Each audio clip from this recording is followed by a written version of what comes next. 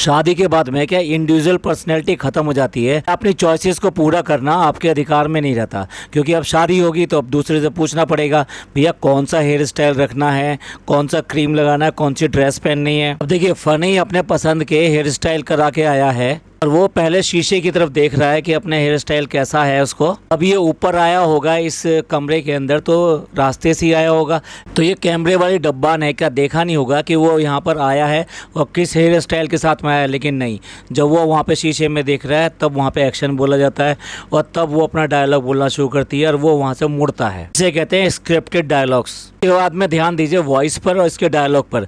Funny, ऐसे बाल कटाने की क्या जरूरत थी? आप बताइए इतने ड्रामेटिक आवाज में और ये सेंटेंस कौन बोलता है? कैमरा शुरू होते ही इसकी नॉर्मल आवाज जो है बिल्कुल चेंज हो जाती है और नौटंकी शुरू हो जाती है। अगला डायलॉग सुनिए। फनी, मेरे से बात मत करना जब तक ये बाल नहीं आएंगे। और इससे भी ज्यादा परेशानी वाली आवाज। फनी, ये क्या करके आ गए हो? अब ये सारा ड्रामा नहीं है तो क्या है? नॉर्मल वे में क्या होता है वो अलग ही दिखाई देता है। यानी कोई इस तरह से बाल कटवा के आया और मान लीजिए आपको पसंद नहीं है तो फिर सीधे सीधे उससे सीधा सवाल किया जाता है कि इस बार ये बाल कैसे कटवा के आए हो, ये तो बिल्कुल भी अच्छे नहीं लग रहे हैं। वहाँ पे ना तो ये ड्रामेटिक आवाज होती है ना कुछ होता है, सीधे सीधे बात कही जाती है। और अब जो बाल कट गए सो कट गए, उसके ऊपर क्या किया जा सकता है?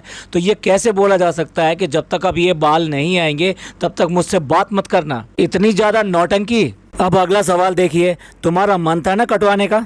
भाई ये कोई पूछने की बात है? वो ऐसे तो नहीं कि रास्ते में वो खा कर आया है, आप समझ गए होंगे, जो कि पैरों में पहने जाते हैं, उसकी वजह से ये उल्टा सीधा यहाँ पे गंजे होकर आ गए हैं। तो ये कैसे बेवकूफ़ी भरे सवाल और कैसे बेवकूफ़ी भरे बातें हैं? या कौन सी ऐसी अच्छी बात थी जो दूसरों को दिखाना चाहते हैं, सिखाना चाहते हैं? अब इसके बाद में डिस्क्लेमर देखिए।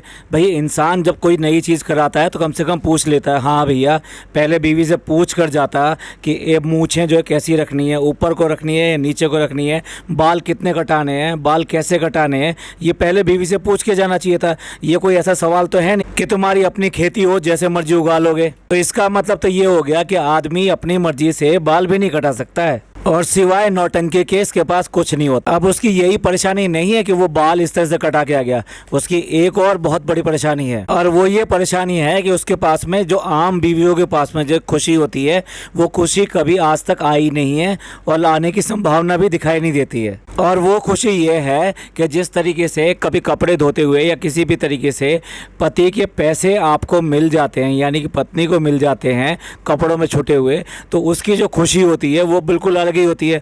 अब ये खुशी तो इसको कभी मिल ही नहीं सकती। ये जो कर रही है पूरा पूरा ड्रामा कर रही है, क्योंकि वो पैसे सारे के सारे इसके दिए हुए हैं और उसके बाद में उसके कुर्ते में निकल आए तो फिर ड्रामा कर रही है कि भाई मैंने वो पैसे रख लिए और वो इस तरीके से इसको पैसे मांग रहा है। तो एक तो ये खुशी इसको ज़िंदगी में नहीं मिल सकती, या ये कहिए आज तक तो मिली नहीं है कि पति के पैसों को पाकर ये खुश हो कि हाँ अभी देखो मुझको अचानक से मिल गए। अब दूसरा उसकी तरफ से देखिए, फ़नी की तरफ से देखिए, उसको तो ये कहना चाहिए था मेम साहब ये पैसे वही तो हैं जो आपने मुझे दिए थे वो फलानी चीज़ लाने के, मैं रात को ला नहीं पाया इसलिए रह गए। अब आप प्लीज़ वो पैसे मुझे वापस कर दीजिए वरना मैं कैसे लाऊँगा। अब वो क्या करे, अब वो कुछ बोल ही नहीं सकता इस बारे में। तो जो इसका रचा हुआ ड्रामा है या स्क्रिप्टेड ड्रामा है उतने ही उसको डायलॉग बोलने, उससे ज़्यादा फालतू नहीं बोलने और उसी तरीके से बोलना। कुछ नहीं बोलना कि कैमरे के पीछे तुम क्या करती हो और क्या नहीं करती हो, या कैमरे के पीछे हमारे बीच में क्या हुआ है कि हमें यहाँ पे क्या क्या डायलॉग बोलने हैं। अब देखिए भाई ये काम तो करती नहीं है कुछ भी, तो अगर काम करके दिखाना है तो उसे शूट भी करना पड़ेगा।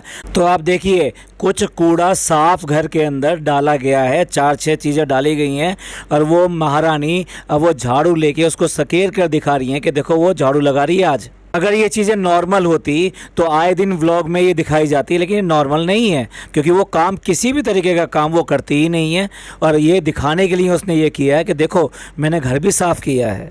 अब देखिए बाल कटाने वाले किस्से पर वो ये कह रहा है कि ये बाल बहुत अच्छे हैं, तो वो कह रही है कि मुंबई आओगे तो सब लोग जो है तुम्हें इसको देख के भगा देंगे। एक लिमिट होती है बेइज्जती करने की, पर क्या करें वो तो मुलाजिम है, सारी बातें सुननी ही पड़ेगी उसको। और इसके बाद में पैसे निकाल के पर्स से थोड़े से पैसे लेके कितनी खुश होकर दिखा रही है, अपने आप को रिलेट करने की कोशिश करा रही है, दिखा रही है कि भाई मैं भी आप जैसी हूँ, छोटे छोटे पैसों पे, थोड़े थोड़े पैसों पे मेरे को ये खुशी मिलती है अगर मिल गए हैं तो। आपने देखा ही होगा शॉपिंग करते समय ये हज़ारों रुपए की शॉपिंग ऐसे ही कर देती है जिसे पैसे की बिल्कुल भी परवाह नहीं होती। इसकी बजाय फ़नी जो है ये देखता है कि पैसे खर्च कहाँ हो रहे हैं, और जहाँ उसे लगता है कि उसके फेवर में पैसे खर्च नहीं हो रहे, यानी बच्चों पे पैसे खर्च हो रहे हैं, किसी और पे खर्च हो रहे हैं, तो वहाँ पे रोकता है, बस बस बस इससे ज़्यादा नहीं करने हैं, और बस ठीक है अब अगली बार लेंगे, इतना नहीं करना है। एक बात और नोट करने वाली है, जब ये नहा कर आती है और कपड़े चेंज करके आती है तो ज़रूर आके ये कहती है कि मैं नहा ली हूँ और मैं जा रही हूँ नमाज़ पढ़ने के लिए या फिर ये करने के लिए। और जबकि देखा जाए तो पिछले व्लॉग में तो इसने कपड़े भी अपने चेंज नहीं किए थे, जिसमें ये दावत पे गई थी और 2 दिन तक बारिश में भीगते हुए भी, पसीने में भी, मार्केट में जाते हुए भी उन्हीं को पहन के घूमती रही थी। तो इसमें याद कर लीजिएगा ये कब कब नहाती है, ये अपने आप दिखा देती है व्लॉग के अंदर।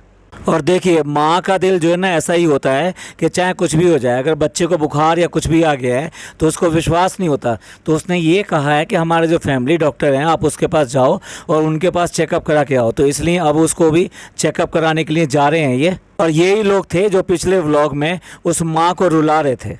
अब देखिए ये दिखा रही है कि मौधा में जो शेर भी होते हैं, तो शेर तो दिखा दिए, पर मौधा के उन शेरों को भी तो दिखा दो जिनको कि पालतू बना के आपने मुंबई में रख रखा है। और इसके बाद में वो प्रैंक वाला ड्रामा करती है जो कि बहुत लंबा खींच दिया, जिसके ऊपर हमने पिछला व्लॉग बनाया था कि इसने किस तरीके से स्क्रिप्टेड जो है वो ड्रामा किया है। और पॉइंट टू पॉइंट हमने जो 8 पॉइंट उसमें बताए हैं कि जो ये बताते हैं कि पूरा पूरा स्क्रिप्टेड ड्रामा था। आप लोगों का इसके बारे में क्या विचार है, क्या मैं आपके कमेंट हैं तो प्लीज़ कमेंट करके ज़रूर बताइएगा।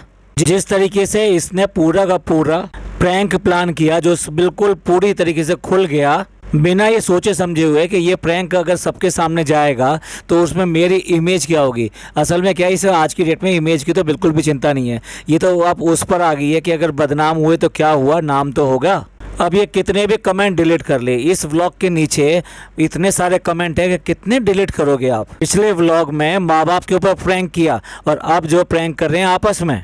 भाई अगर तुमसे प्रैंक नहीं होते तो करना जरूरी थोड़ा ना कि दूसरे व्लॉगरों की आप कॉपी करोगे और उसका परिणाम जो है ना वो आप भुगतने के लिए तैयार नहीं हो। अगर कोई कुछ कहेगा तो फिर ये है कि भाई हमें तो कोई फ़र्क नहीं पड़ता, आप लोग जो भी कुछ कहते रहिए, हमें आपको कोई सफाई वगैरह नहीं देनी है। अब देखिए मैक्रोनी बनाने पे लगी हुई है फ़नी के लिए, लेकिन वो मैक्रोनी भी ढंग से नहीं बना सकी, और जब वो बिगड़ गई तो उसके ऊपर उसका नाम रख दिया किसके ऊपर, लड़की के ऊपर यानी मेहर के ऊपर, कि वो उसने तो सब कुछ ठीक ठाक किया था, लेकिन उसके बाद में उसने बंद गैस को आके फिर दोबारा ऑन कर दिया, जिसकी वजह से ज़्यादा बॉयल हो गई वो। या तो ये कोई काम करेगी नहीं, और अगर काम करेगी और अगर वो बिगड़ जाए तो किसी ना किसी को आसपास वाले को ढूंढती है कि कौन है जिसके ऊपर कि उसका नाम लगा दिया जाए। वहाँ आसपास तो कोई नहीं था तो उसी लड़की का नाम लगा दिया। अब देखिए बहू बनने का फर्ज जो कैसे निभाया जाता है।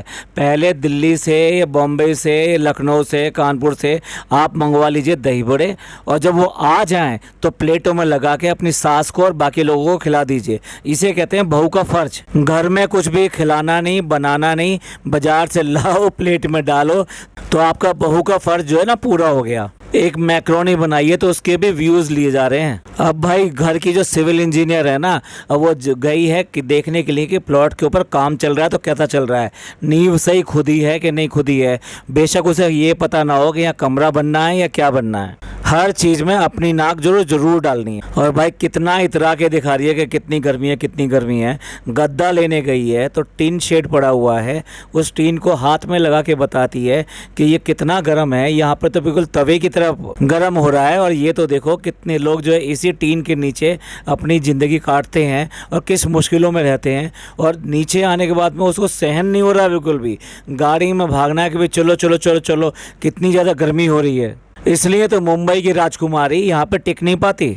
अब इतनी गर्मी हो रही है तो आराम से घर में ना एसी में बैठती और घर का कुछ काम करती, लेकिन नहीं, हर चीज़ में अपनी नाक डालनी है और वो हर चीज़ में उसके साथ साथ बाहर घूमना ही घूम। अब एक बहू होने का फ़र्ज़ निभा दिया है, दही बड़े खिला दिए हैं, अब उसके बाद में और कोई फ़र्ज़ निभाने की ज़रूरत थोड़ना है। व्लॉगर्स का बड़ा फेवरेट वर्क है वो ये है कि घर को रिनोवेट करना। घर रिनोवेट नहीं कर सकते तो किसी कोने को रिनोवेट कर लो। तो बाहर का जो आंगन है वहाँ को रिनोवेट करना है। रिनोवेट क्या करना, साफ़ सफाई कर रही है और साफ़ सफाई करके दिखा रही है कि हाँ अभी देखो मैंने साफ़ सफाई करी है। बाहर से जाके गद्दा लेकर आए हैं, वो गद्दा वहाँ पर डाला है, बेडशीट चेंज हो गई है और कुछ पौधे लगा दिए वहाँ पे, 2 ला के साफ़ सफाई होगी। बस ये इनका कोना जो रिनोवेट हो गया, ये वाला काम इनका पूरा हो गया। ये सब चीज़ें आम चीज़ें हैं जो घरों में अक्सर किया जाता रहता है और कुछ नहीं। तो देखिए ये तो लोग पैसे वाले हैं तो पैसे खर्च कर लिए, इन्होंने गद्दा ला दिया, बेडशीट ला दी। अगर और कुछ होता तो हो सकता है वो भी ला दिया जाता है। लेकिन आम घरों में क्या होता है कि अगर इस तरह की बात होती है तो वो क्या करते हैं, जस्ट उसका पोजीशन चेंज कर देते हैं, तो उससे भी घर के अंदर नया लुक आ जाता है, साफ़ सफाई हो जाती है और बहुत अच्छा लगता है। तो छोटी छोटी बातें अपने घरों में ये की जाती हैं, पर क्या है ये अपना पैसे का वो दिखाते हैं और उसको अपने एज ए कंटेंट दिखाते हैं कि भाई देखो हमने ये वाला काम कर दिया, सफाई कर दी और ये चेंज कर दिया। आप किसी के यहाँ दावत में गए हैं और दावत में गए तो कोई बात नहीं, दिखा दिया कोई बात नहीं, लेकिन ज़रूरी है वहाँ दावत का सारा सीन दिखाया जाए। देखिए सबकी अपनी अपनी पर्सनल लाइफ होती है, तो ज़रूरी नहीं है कि उनकी प्राइवेट लाइफ के अंदर आप घुसें, तो आप अपने तक सीमित रखिए ना। यही वजह है कि हिंदुस्तान में और बाकी जगह में व्लॉगिंग में यही तो बात है, आप किसी को भी वहाँ इंक्लूड कर लेते हो और उसके बिना मर्जी के वहाँ पर शूट करते हो और फिर कुछ लोगों को वो चीज़ें पसंद भी नहीं आती। अब देखिए सेहत का इन सब का ये हाल हो गया है कि इसके पास जो गाड़ी है ना वो किया कैरेंस है और उसके पीछे वाली सीट पे बैठना चाहती है, क्योंकि अम्मी और पापा जो है दोनों हैं वो बीच वाली सीट पे बैठेंगे। तो वो तो एक ऐसी गाड़ी के वहाँ बटन दबाते ही वो सीट जो रोल होके आगे चली जाती है और इनफ स्पेस मिल जाता है अंदर घुसने के लिए, लेकिन उससे घुसा नहीं जा रहा है, उससे चढ़ा नहीं जा रहा है बिल्कुल भी। और आपने अगर नोट किया हो तो ये आज की डेट में व्लॉगिंग जब करती है तो बात करते करते हांफने भी लगती है। अब अपनी सेहत का अगर इतना ही ध्यान रखोगे तो उसके इफ़ेक्ट्स तो आएंगे ना, नज़र आएंगे। सेहत की जो कंडीशन है वो कैमरे के फ़िल्टर से तो ठीक नहीं हो सकती, ना ही आपकी बेबी वॉइस से ठीक होने वाली हैं वो। और अभी रिनोवेशन में थोड़ी सी कमी रह गई है तो कुछ चीज़ें लेने के लिए मार्केट जाना है, अब मार्केट में सेलेक्ट करके खुद ही लाएंगी। लेकिन वहाँ पर देखो एक दूल्हे की पगड़ी मिल गई है तो उसकी पिन्नी वन्नी सब कुछ निकाल के उसके सर पे रख कर और फोटो खिंचवा रही है। अपने हस्बैंड को जोकर की तरह यूज़ करके उसे बड़ा मज़ा आता है उसके साथ में। और उसके माथे का पसीना देखो, इतना ज़्यादा पसीना आ रहा है, उसके बाद में वो पगड़ी जो सर पे रख दी है, अब कितना हाइजीन ये मेंटेन हो रहा है। अब उसी पगड़ी को कोई और आएगा वो लेकर जाएगा, खरीदेगा या पहनेगा, ये कोई हद की बात है यार। आप इस तरह से शॉप पर जाकर नहीं कर सकते। किचन में गई है, कुछ काम कर रही है, कुछ प्याज व्याज काट रही है, तो अम्मी जो है उसको कह रही है कि भैया तुम रहने दो, तुम्हारे से नहीं हो पाएगा, तुमने कहाँ काम किए हैं। तो आके ज़रूर कैमरे के साथ में दिखाने की कोशिश कर रहा है कि देखो भाई मेरी बीवी आके थोड़ा बहुत काम कर रही है। अब देखिए घर की औरत जो है काम सारी करती हैं और ये तो वैसे भी उम्र, अब क्या बताएं बार बार इसको बताते हुए, तो अब इसके लिए ये एक बड़ी बात होगी कि अच्छा ये काम कर रही है, चलो भी चलो ब्लॉग में दिखाओ। जबकि हर घर में एक आम बात है कि घर की औरत जो है घर के अंदर किचन के अंदर काम करती ही करती है। अब जो घर के अंदर सफाई करी गई है तो उसमें एक बाल्टी फेंक दी गई जिसमें कि इनके ससुर साहब अपने पान वगैरह खाकर आराम से वो पीक करते रहते थे। तो उसके ऊपर बवाल हो रहा है कि भैया तुमने हमारी बाल्टी फेंक दी, तो कैसे फेंक दी? भैया इन सब का अपना अपना लाइफ स्टाइल है, रहने का सहने का, तो आपको उनकी हाइजीन उनको समझानी पड़ेगी, उसके बाद में चेंजेस लाने पड़ेंगे। आप ऐसे मतलब किसी को चेंज नहीं कर सकते। अगर वो अपना गमछा लेकर चलते हैं और आपको वो बुरा लगता है तो उन्हें समझाना पड़ेगा कि इस गमछे का रिप्लेसमेंट क्या है और किस तरह से आप ये हाइजीन मेंटेन कर सकते हैं। इसमें बूढ़े माँ बाप या इन सब की बात नहीं है, सबकी कन्वीनियंट की बात है। तो अगर आपके किसी के कन्वीनियंट को आपको चेंज करना है तो उसके लिए पहले उनको समझाना पड़ेगा, उनको बताना पड़ेगा क्यों करके ये चीज़ें अच्छी नहीं है और हम किस तरीके से चेंज कर रहे हैं। तो भैया लास्ट में आके आपसे सवाल पूछा गया है कि प्रैंक वाली वीडियो आपको अच्छी लगी कि नहीं लगी, और आपको अगर प्रैंक ना अच्छा लगा हो तो बता दीजिए, आगे ये प्रैंक वाली वीडियो नहीं बनाएंगे। तो भैया आप भी जो है कमेंट करके हमें भी बता दीजिएगा कि आपको ये प्रैंक वाली वीडियो इनकी कैसी लगी और किस तरह के प्रैंक्स जो है आपको अच्छे लगते हैं या किए जा सकते हैं, और कौन से ऐसे प्रैंक्स हैं जो कि फैमिली में नहीं किए जाने चाहिए। ये पॉडकास्ट आपको अच्छा लगा हो तो प्लीज़ लाइक कीजिए, सब्सक्राइब कीजिए और शेयर कीजिए। थैंक यू, धन्यवाद, शुक्रिया।